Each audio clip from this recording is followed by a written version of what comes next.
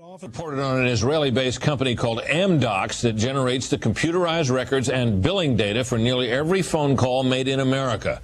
As Carl Cameron reported, U.S. investigators digging into the 9/11 terrorist attacks fear that suspects may have been tipped off to what they were doing by information leaking out of Amdocs. In tonight's report, we learned that the concern about phone security extends to another company founded in Israel that provides the technology that the U.S. government uses for electronic eavesdropping. Here is Carl Cameron's third report. The company is Comverse Infosys, a subsidiary of an Israeli-run private telecommunications firm with offices throughout the U.S. It provides wiretapping equipment for law enforcement. Here's how wiretapping works in the U.S. Every time you make a call, it passes through the nation's elaborate network of switchers and routers run by the phone companies. Custom computers and software made by companies like Comverse are tied into that network to intercept, record, and store the wiretapped calls, and at the same time transmit them to investigators. The manufacturers have continuing access to the computers so they can service them and keep them free of glitches. This process was authorized by the 1994 Communications Assistance for Law Enforcement Act, or CALEA. Senior government officials have now told Fox News that while CALEA made wiretapping easier, it has led to a system that is seriously vulnerable to compromise and may have undermined the whole wiretapping system. Indeed, Fox News has learned that Attorney General John Ashcroft and FBI Director Robert Mueller were both warned October 18th in a hand-delivered letter from 15 local, state, and federal law enforcement officials who complained that, quote, law enforcement's current electronic surveillance capabilities are less effective today than they were at the time CALEA was enacted. Comverse insists the equipment it installs is secure, but the complaint about this system is that the wiretap computer programs made by Comverse have in effect a back door through which wiretaps themselves can be intercepted by unauthorized parties.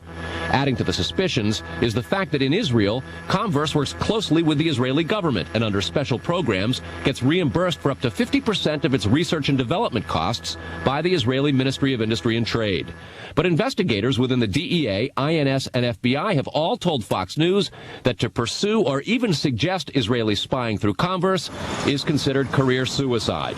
And sources say that while various FBI inquiries into Comverse have been conducted over the years, they've been halted before the actual equipment has ever been thoroughly tested for leaks. A 1999 FCC document indicates several government agencies expressed deep concerns that too many unauthorized, non-law enforcement personnel can access the wiretap system.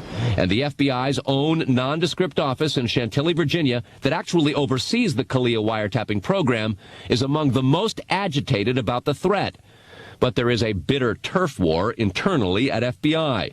It is the FBI's office in Quantico, Virginia, that has jurisdiction over awarding contracts and buying intercept equipment. And for years, they've thrown much of the business to Comverse. A handful of former U.S. law enforcement officials involved in awarding Comverse government contracts over the years now work for the company. Numerous sources say some of those individuals were asked to leave government service under what knowledgeable sources call troublesome circumstances that remain under administrative review within the Justice Department. And what troubles investigators most, particularly in New York in the counterterrorism investigation of the World Trade Center attack, is that on a number of cases, suspects that they had sought to wiretap and surveil immediately changed their telecommunications processes. They started acting much differently as soon as those supposedly secret wiretaps went into place. Brett? Carl, is there any reason to suspect in this instance that the Israeli government is involved? No, there's not, but there are growing instincts and an awful lot of law enforcement officials in a variety of agencies who suspect that and have begun compiling evidence and a highly classified investigation into precisely that possibility. Brett? All right, Carl, thanks very much. Coming up, is Israel... The amount of verses that they have and the amount of lyrics and stuff, they're as long as any other songs. What clubs have you